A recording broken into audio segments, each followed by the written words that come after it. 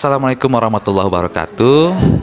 Salam guru penggerak, bergerak, tergerak, menggerakkan.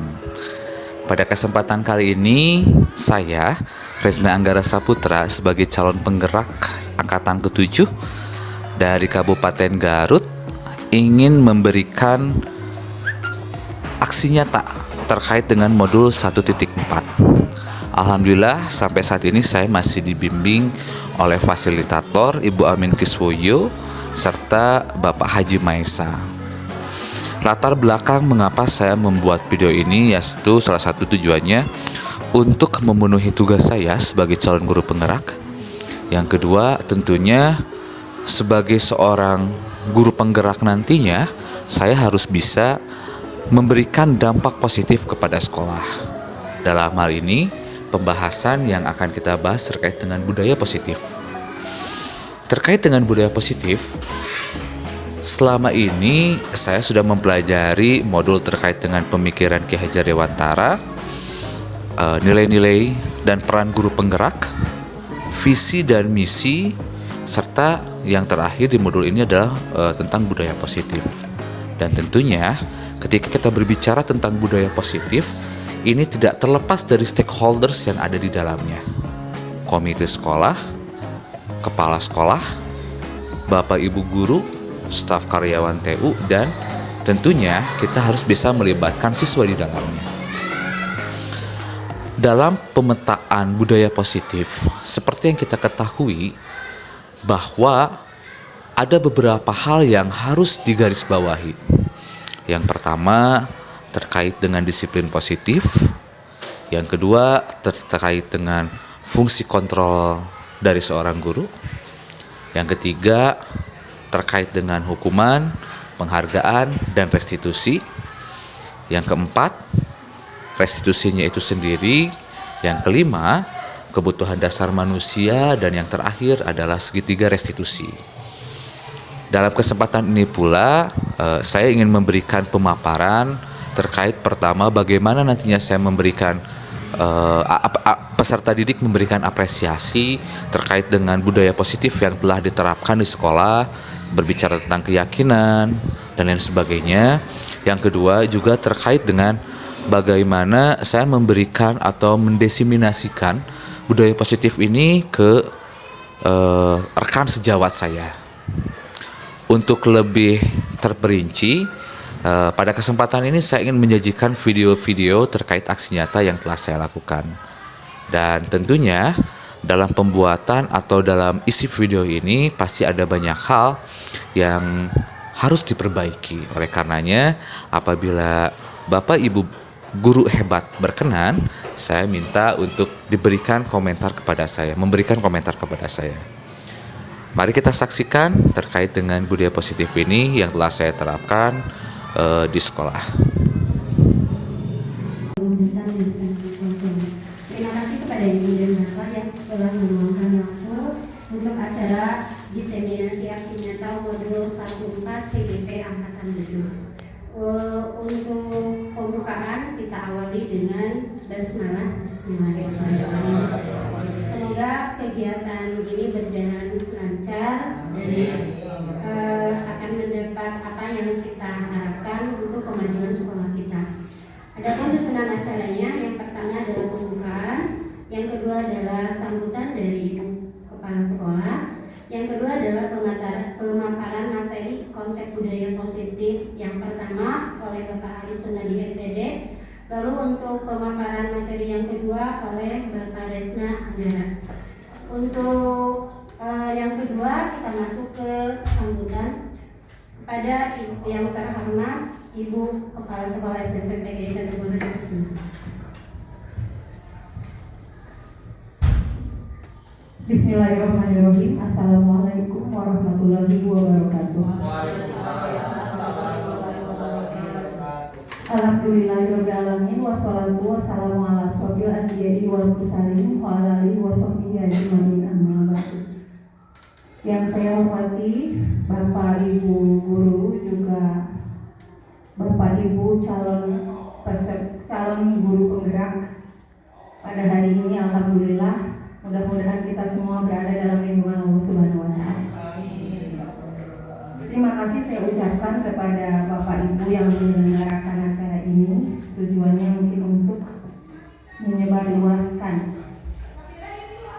menginformasikan, membagikan ilmu yang sudah didapat dari kegiatan-kegiatan yang sudah dilaksanakan sebelum kegiatan ini. Pada hari ini Pak Alif dan Pak Resna mengadakan acara ini patut kita dukung karena kita juga akan mendapatkan ilmu yang akan dibagikannya. Mudah-mudahan acara ini bisa berlangsung dengan lancar, juga apa yang akan diberikan kepada kita bermanfaat tentunya ya. Kalau tidak bermanfaat apa-apa ya jadi mubazir. Harus bermanfaat juga bagi para CGP-nya sendiri. Mudah-mudahan ini menjadi motivasi, menjadi penyemangat agar terus lebih baik lagi ke depan. Juga kita semua mengikuti perubahan-perubahan yang ada supaya lebih ilmunya lebih bermanfaat, juga lebih maju lagi, tidak diambil tempatnya. Nah, ilmu itu yang kita dapat dari para CGP nanti kita manfaatkan, kita aksi nyatakan, diimplementasikan kepada anak-anak kita di sekolah. Nah, untuk Bapak Ibu yang akan melaksanakan tugasnya pada hari ini, mudah-mudahan dilancarkan. Juga sekolah tentunya berharap kegiatan ini bisa terus berlanjut sampai nanti para CGP lulus sebagai guru penggerak. Kemudian juga kepada Bapak Ibu, selamat mengikuti. Jangan sampai kita miss ya, harus sampai selesai diikuti hingga tidak sepotong-sepotong ilmu yang didapatkannya. Kepada Pak Alif dan Pak Resna semoga bermanfaat. Sampaikan apa yang sudah didapatkan, seluruh materi dari LMS dan Lokakarya ibaskan kepada rekan-rekan guru semuanya. Itu saja mungkin dari saya. Selamat mengikuti. Semoga kita semuanya sukses. Itu saja. Wassalamualaikum warahmatullahi wabarakatuh. Waalaikumsalam warahmatullahi wabarakatuh. Terima kasih kepada Ibu yang telah memberikan sambutan. Untuk selanjutnya pemaparan tentang budaya positif. Sebenarnya budaya positif itu sudah dilaksanakan oleh sekolah kita. Di antaranya ada pembiasaan 3S, yaitu sapa, senyum, dan salam. Itu sudah sebenarnya karakter kita sudah ada untuk budaya positif di SMP PGRI. Selain itu ada juga pembiasaan berdoa sebelum dan sesudah belajar. Ada juga pembiasaan untuk sholat Jumat, sholat Tuhan tiap hari Tuhan. Itu sholat Jumat mungkin belum ya, karena emang kita terbatas oleh sarana dan prasarana yang tidak memungkinkan untuk melaksanakan sholat Jumat bersama. Jadi hanya untuk sholat Jumat saja. Nah, selain itu ada banyak juga budaya positif yang akan disebarkan atau yang sudah dilaksanakan. Ada juga tadi sudah sekilas tentang kesepakatan kelas. Nah, kesepakatan kelas itu dulu waktu tahun 2013 atau 2013 itu juga sudah ya, kalau dulu itu namanya kontrak belajar kalau tidak salah. Kita ada kontrak belajar. Terima kasih kepada Bapak Alif yang telah memberikan secara juga. Assalamualaikum warahmatullahi wabarakatuh. Untuk Kadina, saya itu saja moderator. Yang saya hormati Ibu Direktur Moderator dan juga Bapak Ibu yang terima kasih pada hari ini menyempatkan waktunya. Bapak Ibu masih pada semangat? Mudah-mudahan Bu ya. Melanjutkan apa yang tadi disampaikan oleh Bapak Alif. Pertama, tadi terkait dengan budaya positif di sekolah. Ketika kita berbicara budaya positif, saya yakin masing-masing dari Bapak Ibu itu sudah memiliki fondasi bagaimana caranya kita menangani anak siswa kita. Saya yakin seperti itu. Dimana kita sudah dibekali pada saat kita masih kuliah dan juga tentunya pada saat kita selama proses mengajar. Tentunya pengalaman itu menjadi sebuah hal ketika kita menghadapi kasus-kasus yang kita hadapi dengan peserta didik kita. Berbicara tentang budaya positif di Indonesia. Tadi di awal sempat disampaikan terkait dengan hukuman, penghargaan. Itu dua hal itu yang terkadang sering kita lakukan terhadap peserta didik atau murid kita. Ketika mereka salah, kita memberikan hukuman. Ketika mereka berprestasi, kita memberikan mereka penghargaan. Sebetulnya ketika kita berbicara hukuman dan penghargaan ini luas jangkauannya. Tetapi dalam hal ini saya memberikan opsi yang ketiga. Ada opsi yang ketiga yaitu namanya restitusi. Yang menurut Dr. William Glasser, restitusi ini merupakan proses menciptakan kondisi bagi murid untuk memperbaiki kesalahan mereka. Tadi diambil kasus tentang Doni. Doni dia mengambil makanan. Jika tadi kita bahasnya itu tentang perilaku siswanya, tetapi pada saat ini yang kita ambil adalah sikap kita sebagai seorang guru. Seperti yang tadi saya sampaikan bahwa masing-masing dari kita sudah memiliki fondasi, saya yakin seperti itu. Bagaimana cara kita menangani kasus anak-anak kita, gitu. Dan hal tersebut memang berpengaruh, nantinya berpengaruh terhadap perkembangan psikologis dari peserta didik. Nah, pada tahap restitusi ini yaitu proses menciptakan kondisi bagi murid untuk memperbaiki kesalahan mereka. Itu satu. Yang kedua, dari sesi ini yaitu proses kolaboratif yang mengajarkan murid untuk mencari solusi bagi masalahnya, sehingga nantinya dia tidak menjadi identitas yang gagal. Nanti akan kita bahas tentang identitas gagal dan identitas yang tidak gagal. Yang selanjutnya membantu murid menjadi lebih memiliki tujuan, disiplin positif, serta memulihkan dirinya setelah berbuat salah. Selanjutnya, restitusi juga bukan untuk menebus kesalahan, namun untuk belajar dari kesalahan. Seperti itu Bapak Ibu. Dan dari semua penjelasan tentang restitusi ini merupakan suatu tindakan yang berbeda dari hukuman. Jadi seperti yang tadi kita sampaikan, bahwasanya intinya kita akan melakukan kolaborasi bagaimana nantinya peserta didik atau murid kita itu menemukan solusi dari masalah yang mereka hadapi. Itu seperti itu Bu. Nah, maksudnya untuk apa sih restitusi ini? Restitusi ini dilakukan manakala ketika seorang anak tadi berbuat masalah dan kita nanti ada 5 posisi kontrol yang mungkin saat ini sudah sering kita lakukan, gitu ya. Kalau Bapak lihat, Bapak Ibu lihat di sini, di sini ada identitas gagal dan identitas positif. Ketika kita memberikan sebuah hukuman, nanti itu akan ada dampak kepada peserta didik. Dampaknya ini bisa berdampak dalam jangka pendek dan bisa berdampak dalam jangka panjang. Contoh misalnya Bapak Ibu, kita memberikan sebuah hukuman. Tadi misalnya kita ambil kasus Doni.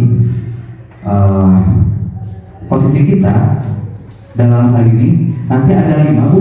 Posisi ketika kita memberikan sebuah hukuman itu ada 5 posisi kontrol. Posisi pertama yaitu sebagai penghukum. Nah, kita langsung misalnya ke Doni, kamu harus seperti ini. Dan misalnya hal tersebut dilakukan di depan teman-temannya. Ternyata hal tersebut akan memberikan dampak negatif bagi perkembangan psikologisnya. Bapak Ibu, pernahkah kita mengulangi sedikit Bu, ketika waktu Bapak Ibu sekolah di SMP dan SMA misalnya, apakah pernah Bapak atau Ibu mengalami kejadian yang kurang mengenakan dengan guru? Sering, oke, Pak Rizal sering dulu. Pak Rizal, boleh nggak berikan saya satu contoh? Apa aja Pak? Sering dihukum, oke. Tapi Bapak sekarang masih ingat? Itu kejadiannya Bapak waktu kapan? SMA. Sekarang usia Bapak berapa? 25. Oh 25, kurang lebih sekitar 7 tahun yang lalu ya. Nah 7 tahun yang lalu Bapak Ibu, dan ternyata hukuman yang diberikan oleh Bapak Ibu gurunya Fariza ini masih diingat sampai sekarang. Seperti itu, gitu. Jadi hal tersebut berdampak panjang. Tidak hanya seketika habis sudah mereka lupakan, tetapi akan mereka ingat. Saya pun sama sempat mengalami kejadian sampai sekarang ya, saya masih ingat. Dan saya yakin masing-masing dari Bapak Ibu juga pernah mengalami masa indah dan masa kurang di sekolah itu pasti pernah ada, Pak ya. Baik, salah satu contoh yang lainnya Bu, ketika ada yang namanya hukuman, ada yang namanya disiplin itu konsekuensi. Sambil contoh di sini, murid atau anak belajar menyembunyikan kesalahan, itu hukuman. Lalu kalau konsekuensinya, murid atau anak belajar tanpa aturan, itu posisinya dia akan netral, gitu. Lalu kalau kita berbicara institusi, murid atau anak belajar memecahkan masalah. Jadi ketika anak nanti berbuat masalah, kita nanti akan menawarkan beberapa opsi. Dan nanti ada kaitannya dengan yang namanya keyakinan kelas. Dilanjut Pak. Baik, seperti yang tadi saya sampaikan, ketika kita menghukum seorang anak, pada dasarnya kita memiliki 5 posisi.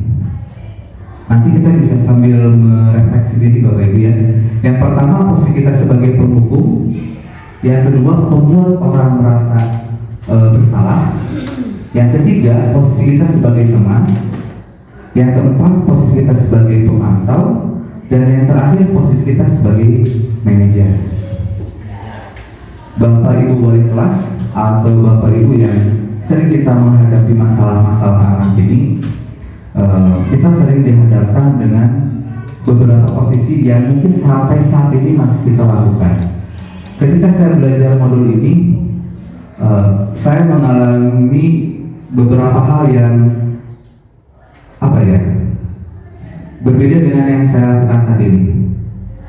Di mana posisi saya yang sering lakukan ketika saya menghadapi masalah anak, yaitu salah satunya adalah sebagai seorang penghukum. Contoh misalnya saya ambil kasus dulu tadi. Ketika kita bertindak sebagai seorang penghukum, kita bisa langsung menjustifikasinya, kamu harus seperti ini, kamu seperti ini, seperti itu. Dan hal tersebut pasti akan berdampak. Yang kedua, membuat orang merasa bersalah. Contoh tadi yang saya ambil kasus lagi misalnya, Don, kenapa kamu melakukan seperti ini? Apakah kamu tidak sayang? Nah seperti itulah. Jadi ini dipengaruhi juga dengan cara kita menyampaikannya kepada anak. Yang ketiga, posisi sebagai teman. Don, jangan gitulah. Jangan membuat bapak malu, jangan membuat bapak itu. Secara tidak langsung kita sedang memposisikan diri kita ketika menghadapi masalah terhadap anak tersebut sebagai seorang teman, gitu. Yang selanjutnya posisi sebagai pemantau, yaitu ini berkaitan dengan hal-hal yang sudah menjadi fondasi saya tersendiri. Nantinya akan kita tanyakan dan akan kita dalami sebagai pemantau. Dan posisi yang terakhir, yang menurut Dr. William Glasser yang paling ideal itu adalah posisi manajer, gitu. Seperti itu. Dimana pada posisi kontrol diri manajer ini, yaitu nantinya dia bisa menguatkan karakter dari peserta didik, sehingga peserta didik ini tidak menjadi identitas yang gagal ketika mereka kembali ke kelompoknya. Doni ketika dipanggil ke ruang BK, seisi kelasnya pasti akan bertanya, tuh dipanggil ke ruang BK pasti dicarikan, seperti itu, gitu ya. Tetapi ketika kita diberikan posisi kita sebagai seorang manajer, secara tidak langsung nanti si Doni ini dia akan percaya diri ketika dia kembali ke kelompoknya, seperti itu, gitu Pak. Nah, kembali tadi ketika kita berbicara yang saya ambil posisinya sebagai gurunya yang sedang membina anaknya, ada yang dimaksud dengan segitiga restitusi. Nah, apa yang segitiga restitusi? Yang dulu Pak, menurut Dr. William Glasser juga, Ketika kita menghadapi atau menemukan sebuah masalah, ada 3 hal yang harus kita lakukan. Pertama adalah menstabilkan identitas. Yang kedua, validasi tindakan yang salah. Dan yang ketiga, menanyakan keyakinan. Ini yang nantinya diajarkan kita bahas tentang keyakinan kelas. 3 hal ini yang harus kita lakukan ketika kita nanti menghadapi permasalahan dengan peserta didik. Yang pertama, tadi Doni misalnya datang ke kita harus tahu bahwasanya menstabilkan itu adalah membuat kesalahan adalah proses dari pembelajaran. Setiap orang pasti memiliki pernah bersalah, kayak saya, guru atau mungkin peserta didiknya, kita pasti pernah memiliki rasa bersalah. Yang kedua, fungsi dari menstabilkan identitas sendiri berperan menggeser identitas murid gagal menjadi murid yang sukses. Seperti itu. Yang ketiga, tidak mengkritik murid yang sedang mengalami kegagalan identitas. Adik kamu kemana? Mereka sekolah seperti itu kurang lebihnya.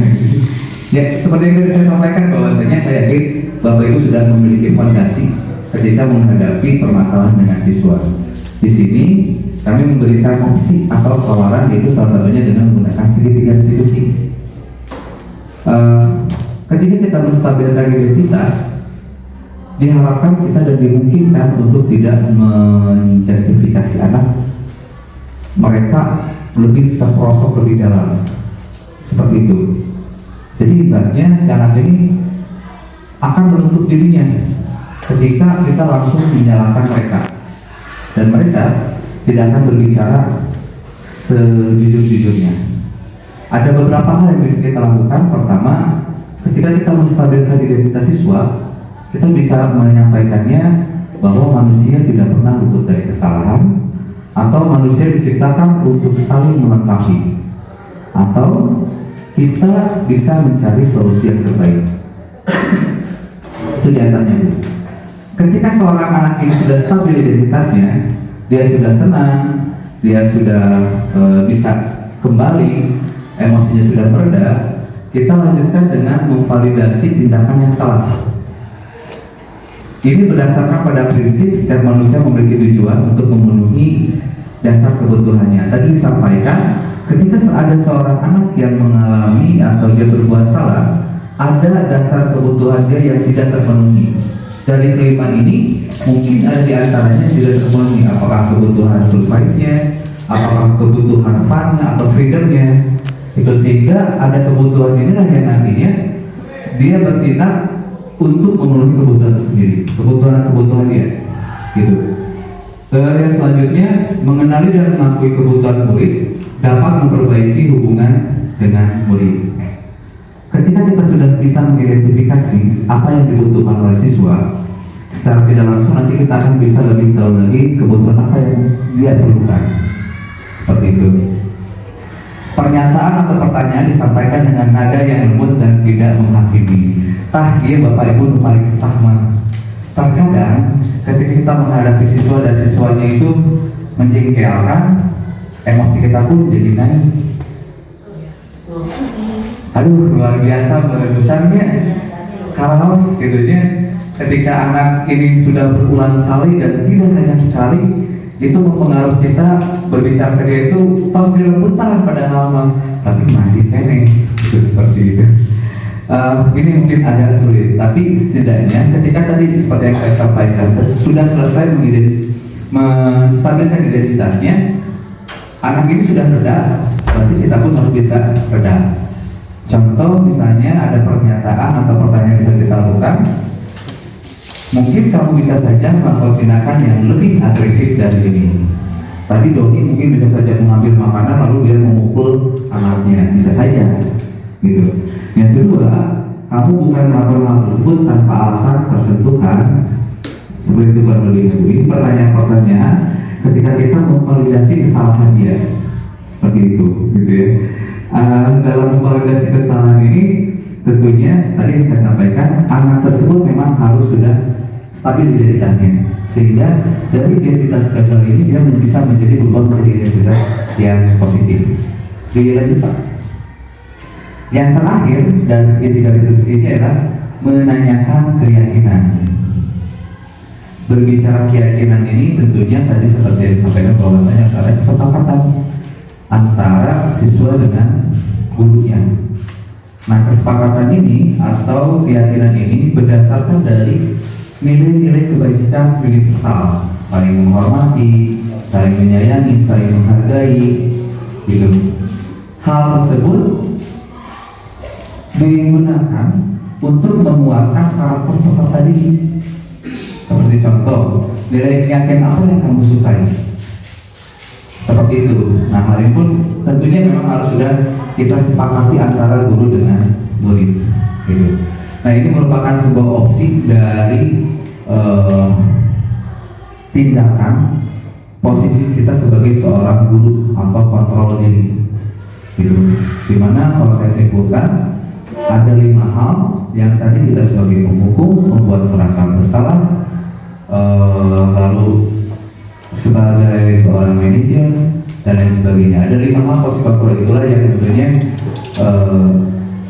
mana sih yang harus kita ambil, mana sih yang harus kita gunakan manakala kita nantinya bertemu atau menghadapi permasalahan dengan siswa kita. Dan tentu ketika anak atau peserta didik melakukan kesalahan, mereka pertama memiliki tujuan. Yang kedua, salah satunya itu ada kebutuhan mereka yang tidak terpenuhi. Seperti itu, gitu. Dan nanti ketika kita sudah mengetahui apa kebutuhan mereka, kita bisa mengidentifikasinya, sehingga secara ini dia akan berubah nih dari tadi identitas gagal menjadi identitas yang positif. Dilanjut Pak. Pada budaya positif yang terakhir ini berkaitan dengan keyakinan kelas. Bapak Ibu sebetulnya sudah mengenal dari dulu, dari sampai bahwa dulu mungkin disebutnya kontrak belajar antara guru dengan murid, gitu. Lalu apa sih keyakinan kelas itu? Yaitu suatu kesepakatan yang terbentuk antara guru dengan muridnya, di mana di dalamnya terdapat nilai-nilai kebajikan universal. Misalnya kita nanti ke kelas dan kita buat kesepakatan apa yang mereka yakini dan harus dikolaborasikan dengan kita, seperti itu. Sehingga nanti ketika si anak ini bermasalah, kita memiliki fondasi yang kuat untuk menanyakan keyakinan mereka, keyakinan yang telah kita buat. Ini Pak, ini salah satu contohnya Bu Pak, terkait dengan keyakinan kelas. Yang pertama yaitu tepat waktu. Nah, ini pun harus nantinya muncul di antara murid dengan kita, gitu. Kita membuat keyakinan bersama mereka, menyepakati apa saja. Misalnya pertama tepat waktu, otomatis hal ini diharapkan bisa menjadi fondasi buat mereka dalam melakukan tindakan atau perbuatan seperti itu. Yang kedua, menjaga adab. Ini kaitannya mungkin dengan akhlak ya. Terkadang jika kita temukan beberapa peserta didik kita itu mereka patuh, gitu ya, patuh terhadap kita, menghormati kita, tapi mungkin ada sebagian kecil yang belum bisa melaksanakan seperti itu, gitu. Yang ketiga, misalnya peduli lingkungan. Yang keempat, berdoa sebelum belajar. 5, bertanggung jawab. Dan yang keenam, berpikir kritis. Berbicara tentang keyakinan ini berdasarkan dari nilai kebajikan universal. Nah, diharapkan seperti yang tadi disampaikan bahwa keyakinan kelas ini harus ada dan disepakati oleh kedua belah pihak, antara guru dengan muridnya. Seperti itu, gitu. Demikian yang bisa saya sampaikan. Mudah-mudahan bermanfaat seperti yang tadi dijelaskan oleh moderator, oleh Pak juga, bahwa kita bisa mengambil kesimpulan setiap anak itu memiliki tujuannya ketika mereka bertindak, di mana tujuan tersebut untuk memenuhi kebutuhan dia. Ketika mereka di kelas berbuat salah, Tujuan mereka yaitu untuk memenuhi kebutuhan dasar mereka. Dan kita sebagai guru, tindakan yang paling tepat adalah sebagai seorang manajer, di mana kita tidak langsung memberikan hukuman, tapi kita bisa melakukan dengan apa yang disarankan Dr. William Glaser, yaitu segitiga diskusi, menstabilkan identitas, validasi kesalahan, dan yang terakhir itu menanyakan ya. Mudah-mudahan bermanfaat Bapak Ibu. Terima kasih atas waktunya. Billahi bismillah. Wassalamualaikum warahmatullahi wabarakatuh. Dan banyak dari moderator. Terima kasih kepada pemateri hari ini, sangat berkesan sekali tentang konsep budaya positif. Jadi diharapkan dengan adanya perubahan paradigma belajar sesuai dengan filosofi dari Ki Hajar Dewantara, sehingga dapat menumbuhkan disiplin positif berdasarkan nilai kebajikan dari pelajar Pancasila, sehingga nanti akan memenuhi kebutuhan dasar manusia dan membentuk pribadi atau murid dari SMP PGRI yang bertanggung jawab baik secara pribadi individu maupun sosial. Untuk lebih lanjutnya mungkin ada rekan-rekan di sini Ibu dan Bapak yang akan bertanya seputar seperti apa konsep budaya positif yang harus kita laksanakan di sekolah ini. Saya persilakan satu pertanyaan.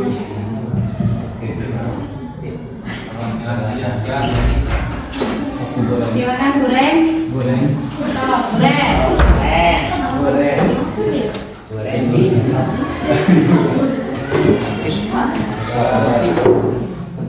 Ya, mangga Bu Ren.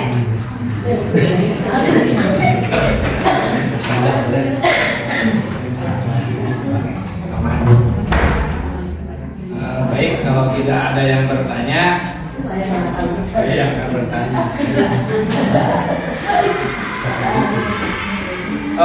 Mengenai hukuman dan konsekuensi, tadi dikatakan oleh Pak Resna bahwa hukuman itu akan berdampak panjang, ya, sama halnya dengan berbeda dengan konsekuensi. Contohnya begini, mencatat 100 kali di dalam buku, saya tidak akan terlambat lagi sebanyak 100 kali.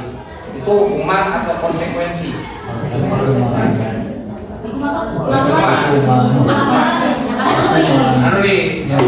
Lari mengelilingi lapangan basket 2 kali karena terlambat hadir di sekolah. Murid diminta push up 15 kali karena terlambat. Menggantikan kertas tugas teman yang telah dicoret-coret.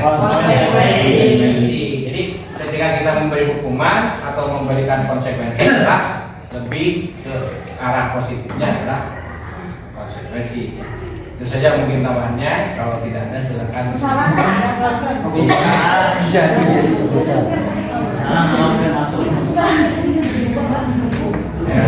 tidak ada, terima kasih Ibu dan Bapak atas waktunya. Terima kasih kepada pemateri hari ini Bapak Ali dengan Pak Resna. Mudah-mudahan ilmunya bermanfaat sehingga kita bisa melaksanakan budaya positif di sekolah kita, sehingga sekolah kita lebih maju ke depannya. Alhamdulillah. Assalamualaikum warahmatullahi wabarakatuh. Waalaikumsalam. Kelas. Nah, kalau untuk kesepakatan kelas biasanya ini langsung kesepakatan kelas tiap mapel. Jadi mapel matematika ada kesepakatan kelasnya, IPS ataupun yang lainnya. Nah, untuk lebih paham atau lebih jelas lagi tentang konsep budaya positif, pemaparan yang pertama itu akan disampaikan oleh yang terhormat Bapak Ari Sumandi PD. Kepada beliau saya persilakan. Izin berdiri Bapak Ibu. Bismillahirrahmanirrahim. Assalamualaikum warahmatullahi wabarakatuh. Terima kasih atas waktunya. Saya yakin Bapak Ibu guru pada kesempatan hari ini tentunya pada jam 12 seperti ini kondisinya sudah mulai ngantuk. Itu sebuah fakta, ya. Baik, yang akan saya bawakan pada kesempatan hari ini yaitu diseminasi budaya positif. Kalau dengar kata budaya, tentunya kita teringat mungkin ada tarian atau pementasan atau hal lainnya. Tapi di sini budayanya tentang situasi di sekolah. Yang pertama, Ibu Bapak lihat bisa melihat beberapa pertanyaan sebelum ke pematerian. Jawab pertanyaan ini dengan setuju atau tidak, ya. Tapi tidak akan mengurangi atau tidak akan menjadi nilai bagi Bapak Ibu, ya. Hukuman dapat mendisiplinkan anak. Apakah setuju atau tidak? Cung yang setuju. Setuju ya, Pak Iman, ya. Ya, ini belum ke alasan, ya. Sekali lagi, hukuman dapat mendisiplinkan anak. Yang setuju silakan acungkan tangan. Terima kasih. Tentunya Bapak Ibu mengacungkan tangan punya alasan, ya. Alasannya seperti apa nanti akan dijawab pada akhir sebuah kesimpulannya. Yang kedua, pemberian hukuman dengan hal positif seperti membaca atau membersihkan halaman sekolah dapat meningkatkan disiplin anak. Setuju atau tidak? Silakan yang tidak setuju. Pak Erwin, ya, yang tidak setuju, ya. Jadi hukuman dengan hal positif seperti membaca, membersihkan halaman sekolah. Kadang misalkan ada anak kesiangan, dia suruh membersihkan halaman sekolah. Apakah hal tersebut bisa dijadikan sebuah dasar untuk menghukum anak tersebut? Jawabannya setuju atau tidak, ya. Yang terakhir, memberi penghargaan dapat meningkatkan motivasi belajar anak. Setuju atau tidak? Ya, baik. Lanjut. Di sini kita sebagai pendidik tentunya harus sadar, kembali lagi diingatkan bahwa tujuan pendidikan adalah menuntun segala kodrat yang ada pada anak agar mereka dapat mencapai keselamatan dan kebahagiaan yang setinggi-tingginya baik sebagai manusia maupun sebagai anggota masyarakat. Sedangkan pengajaran adalah proses transfer ilmu pengetahuan. Jadi di dalam pendidikan itu ada sebuah proses, namanya adalah pengajaran. Lanjut, Pak. Nah, pendidikan adalah daya upaya untuk memajukan budi pekerti, karakter, kekuatan batin, pikiran dan jasmani anak-anak selaras dengan alam dan masyarakatnya. Dalam mendidik itu harus sesuai dengan kodrat alam dan kodrat jasmani. Begini Bapak Ibu, seorang pendidik itu diibaratkan sebagai petani. Ketika kita menyemai benih padi, tugas kita itu hanya menuntun atau merawat padi tersebut. Di mana ditempatkannya? Tentunya di wilayah atau di tanah yang subur. Apakah kita mengharapkan padi itu menjadi jagung? Apakah kita bisa merubah padi itu menjadi jagung? Tidak. Sama halnya seperti anak. Tugas kita itu hanya menuntun anak itu mencapai tujuan. Lanjut, Pak. Baik, hari ini tentang konsep inti budaya positif itu ada 8, ya. Ada perubahan paradigma belajar, disiplin positif, nilai-nilai kebajikan, kebutuhan dasar manusia, motivasi perilaku manusia, posisi kontrol guru, keyakinan kelas, dan segitiga restitusi. Sebenarnya ini hanya sebuah istilah saja, ya. Baik, sebelum ke perubahan paradigma, silakan Pak. Nah, di sini ada sebuah ilustrasi. Coba Anda bayangkan bahwa Anda menyimpan sesuatu yang sangat berharga di dalam kepalan tangan. Itu kan kepalan tangannya, Bu. Anda perlu menjaga benda tersebut sekuat tenaga karena begitu pentingnya untuk kehidupan Anda. Jadi di genggaman tangan itu anggap ada sesuatu yang paling berharga. Terus tugas rekan Anda, di sini inisialnya B, mencoba dengan segala cara untuk membuka kepalan tangan Anda. Teman B boleh membujuk, menghardik, mengintimidasi, memarahi, menggoda, menggelitik, bahkan menawari Anda uang agar Anda bersedia membuka kepala tangan. Baik, kita praktekkan. Di sini saya percaya Pak Ilman bisa menjadi sebagai B, ya. Silakan Pak Ilman untuk ke depan sebentar, mohon bantuannya. Dan Bu Sarah ya, Bu Sarah memegang.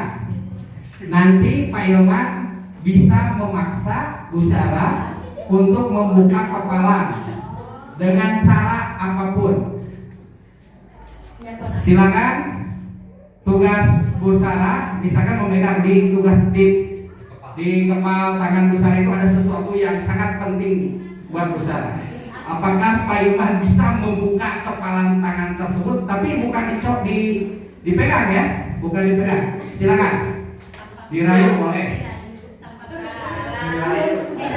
Ya. Diintimidasi boleh. Silakan. Hari ini cantik banget. Rahasianya apa sih Bu Sarah? Bu Sarah? Tangannya halus banget. Kira-kira kepala tangan coba buka. Saya bisa bunga loh Bu Sarah. Bisa.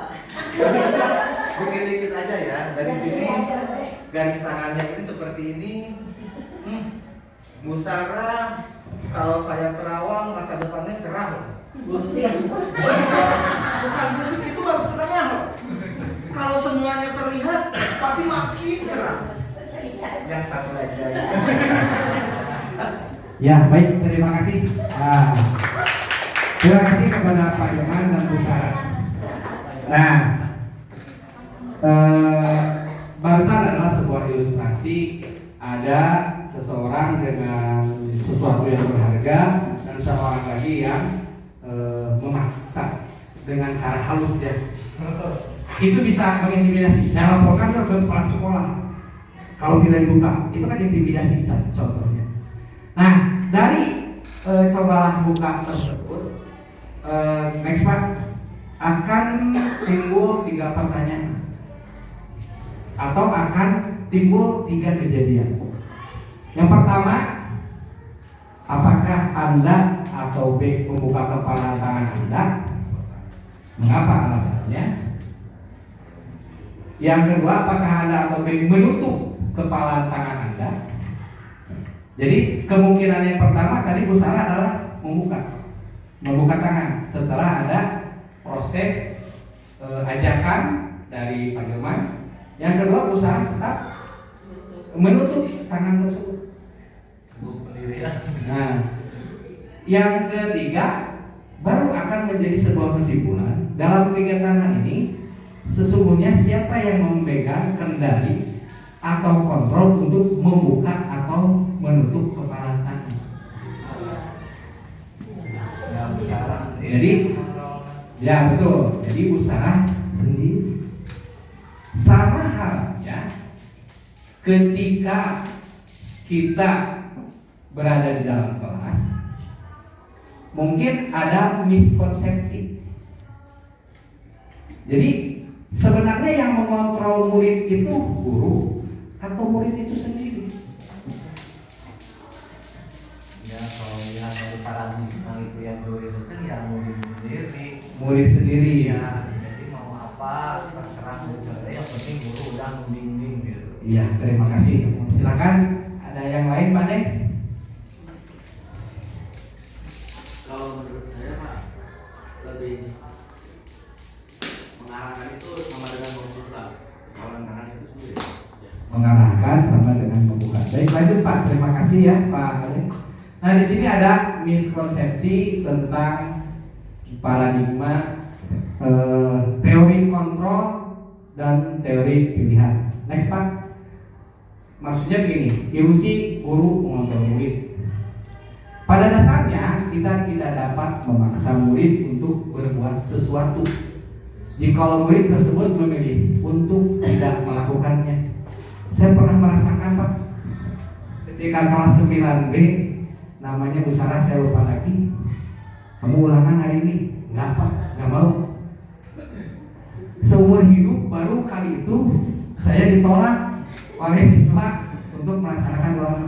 Tapi hal tersebut mungkin pemahaman terjadinya sekarang. Jadi anak itu tidak bisa dikontrol, dipaksa begitu saja. Namun di sana ada, walaupun tampaknya guru sedang mengontrol perilaku murid, hal demikian terjadi karena murid sedang mengizinkan dirinya dikontrol. Saat itu bentuk kontrol guru menjadi kebutuhan dasar murid tersebut. Teori kontrol menyatakan bahwa semua perilaku memiliki tujuan. Jadi murid itu menolak itu pasti ada sesuatu, ada alasannya. Kalau dipotong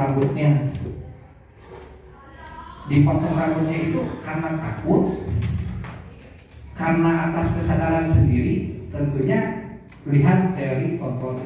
Jadi pada dasarnya bahwa guru bisa mengontrol murid itu menurut teori ini adalah salah. Jadi yang bisa mengontrol itu adalah murid itu sendiri. Adapun ketika kita memerintah murid tersebut, itu merupakan pengharapan. Jadi sahur Pak Demak membuka. Ya lanjut Pak. Ilusi bahwa kritik dan membuat orang merasa bersalah dapat menguatkan karakter.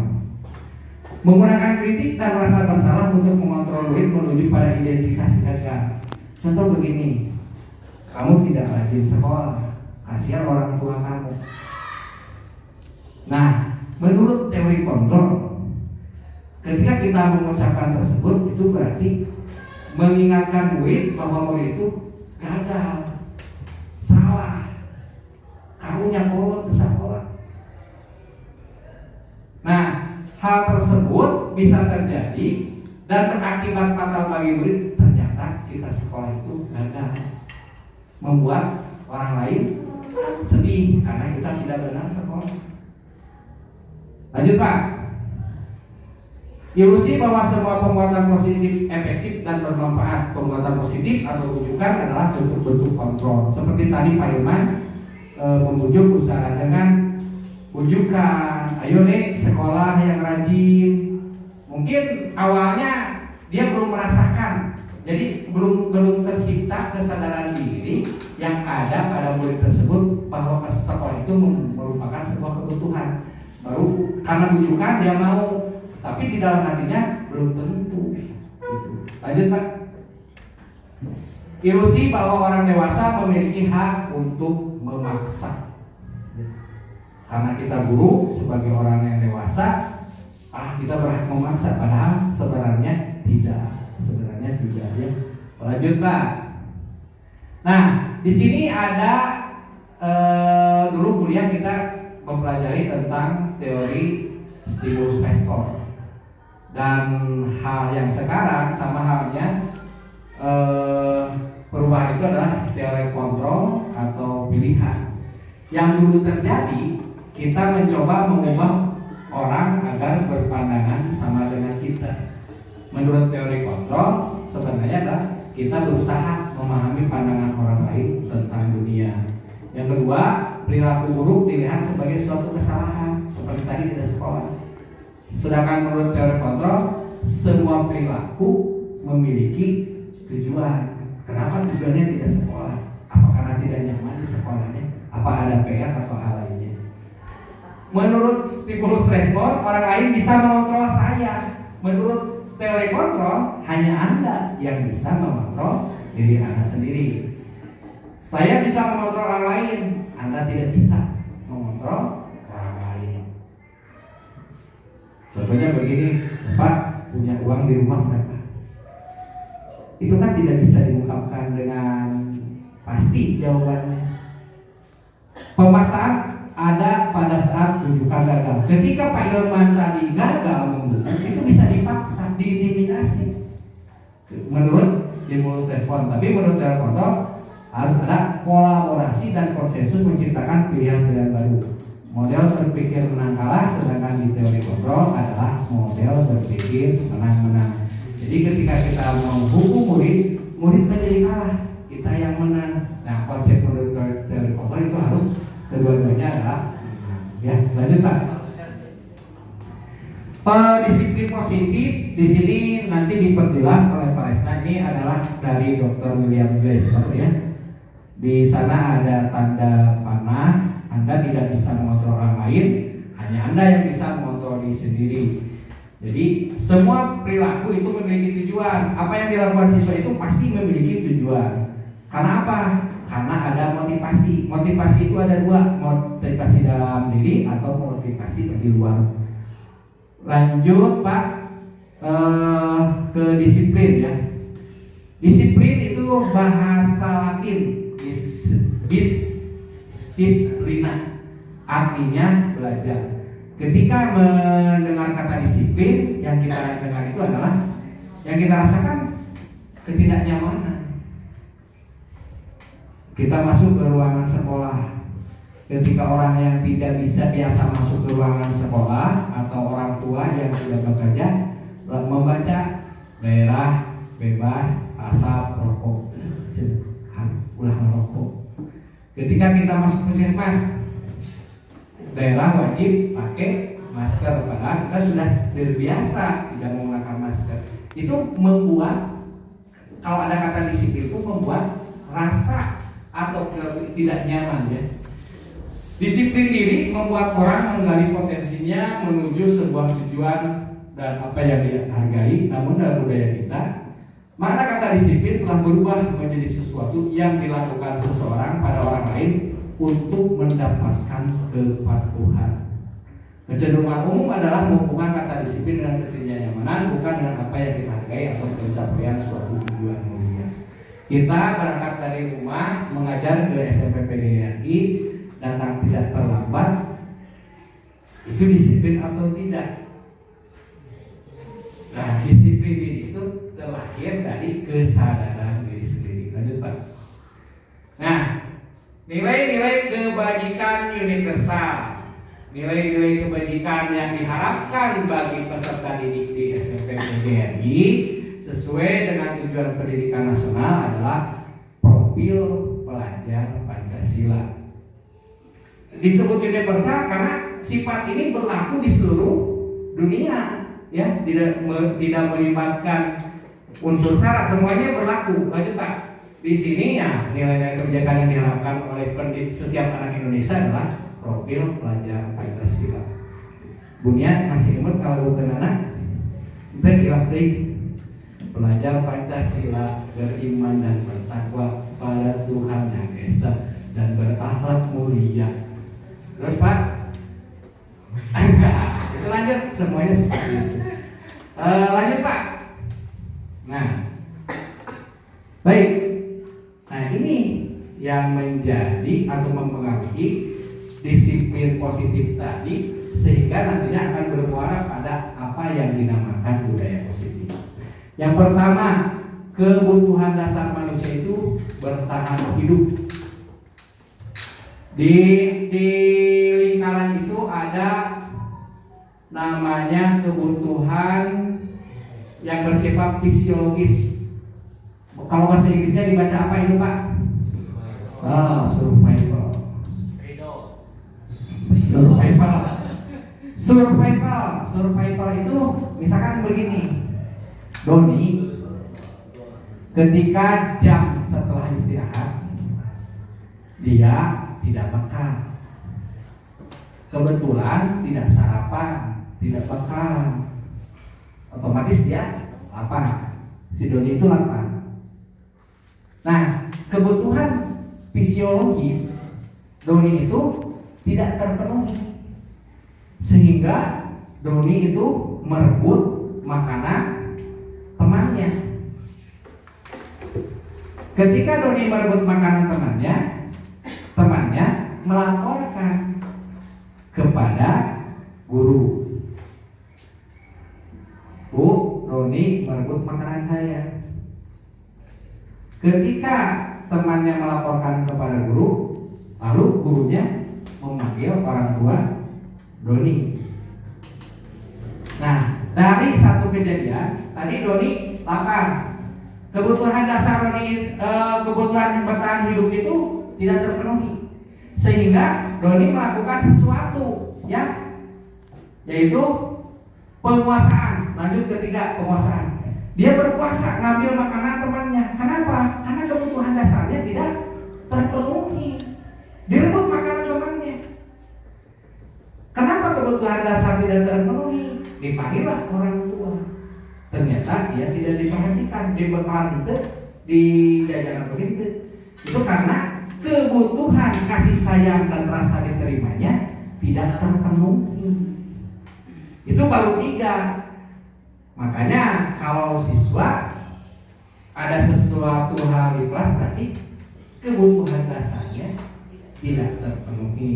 Yang terakhir adalah kebebasan dan kesenangan. Kebebasan contohnya begini, kebebasan untuk prodi tersebut. Aduh, dia makanan tiap hari nobri bisa kerja di rumahnya ceplok nobri bisa ceplok nobri. Nah itu sebenarnya butuh pada hati sehingga kebutuhan anak kita, peserta didik kita itu tercapai. Dan yang terakhir adalah butuh kesenangan atau freedom seperti namanya freedom, butuh kesenangan. Kesenangan itu contohnya tadi diambil makanan, selain pemuasan dia butuh senang. Kalau dirinya itu dipanggil oleh guru, saya senang. Ayah muridnya begitu atau dipanggil guru. Kenapa? Karena kebutuhan dasarnya tidak terpenuhi. Itu saja mungkin yang bisa saya sampaikan pada kesempatan hari ini. Itu silakan dilanjutkan oleh Pak. Assalamualaikum warahmatullahi wabarakatuh.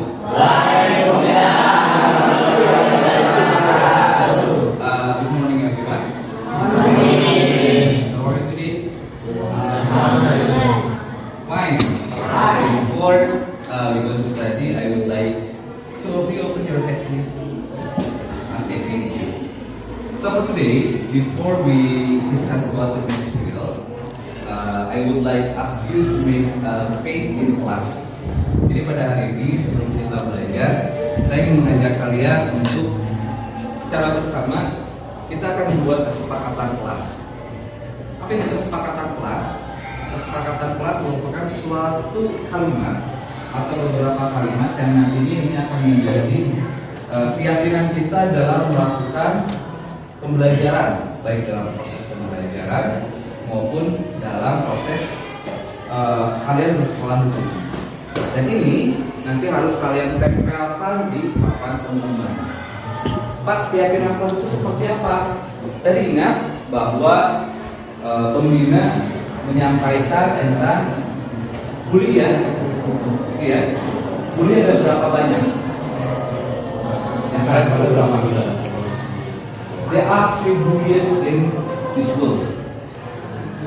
Verbal bullies atau bully verbal. Biasanya ini mengatakan, oh, Jibril, tapi dia bilang bapaknya. Si Nong misalnya, seperti itu, ya, si Asep, kemudian ya, seperti ini bully verbal. Bully non verbal biasanya ini berkaitan dengan fisik. Oh, mau atau misalnya mau bodoh. Oh, itu bully juga. Yang ketiga, digital bully. Ini biasanya sosial media. Perempuan yang biasanya lebih banyak biasanya walaupun jalan. Tidak mungkin jadi emaknya. Sama si A dan si B dengan lubang dipakai si C melalui sosial media. Seperti itu. Dibikin status, ya. Dibikin status pada akhirnya kami. Jadi ya. Nah, maka ini saya ingin membuat keyakinan kelas. Ini yang harus kita sepakati. Nanti saya minta bantuan dari Risna ya untuk menuliskan seperti apa Pak keyakinan kelas itu. Contoh misalnya, saya tidak akan datang. Itu keyakinan kelas ya. Ada apa lagi? Nanti kita coba diskusikan apa saja yang mungkin kalian pikirkan ini yang akan menjadi kesepakatan kita. Siap semuanya? Ya. Judulnya keyakinan kelas ya. Baik, yang pertama keyakinan kelas apa yang akan kalian siapkan atau kita sama-sama untuk disepakati.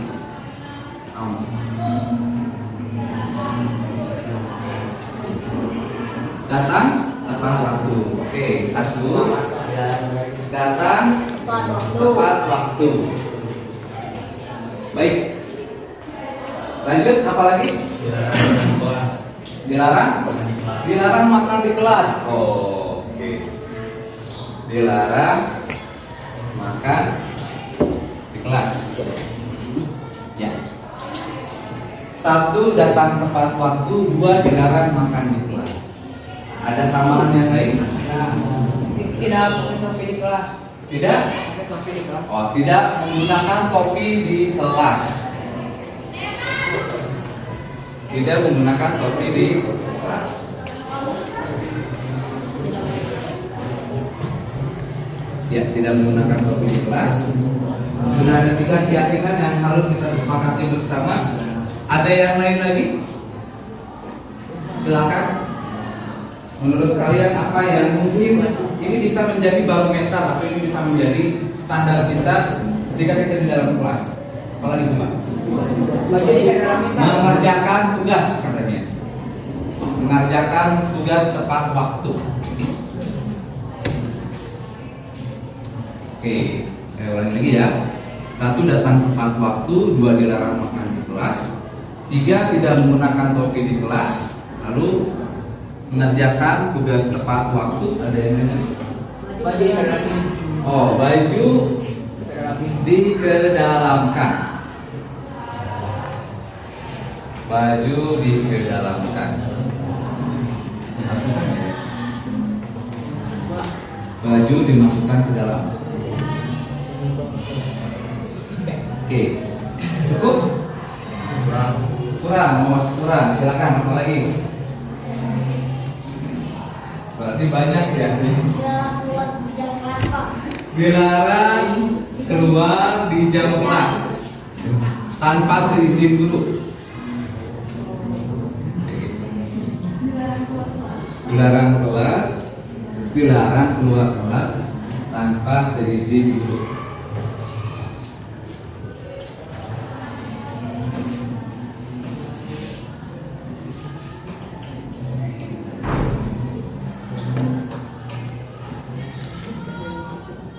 Cukup? Cukup? Baik. Oke, silakan Ustaz, terima kasih. Ya. Saya minta secara bersama kita baca ya keyakinan ini yang nantinya akan kita yakini bahwa apa yang menjadi keyakinan kelas kita ini diupayakan ya, bukan ini bukan hukuman ya, tapi lebih kepada bagaimana caranya kita meyakini sesuatu. Seperti itu. Kalian yakin akan adanya Tuhan atau Allah? Yakin ya? Nah, saya harap keyakinan itu bisa terus kita jaga. Dalam artian segala sesuatu yang kita lakukan harus bersumber dan berdasarkan keyakinan. Baik, saya minta semuanya kita baca sama-sama mulai dari nomor 1. Silakan. 1, tepat waktu. 2, 3, 4, 5,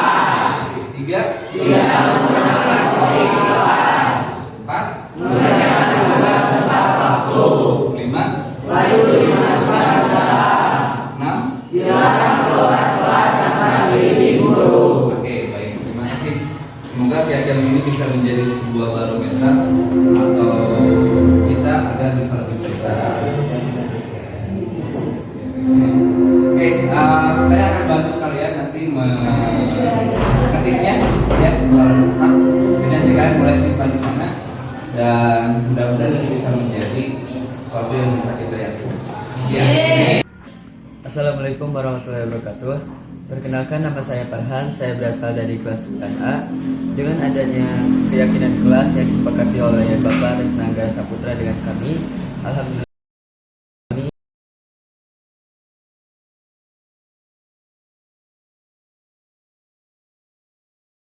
wabarakatuh.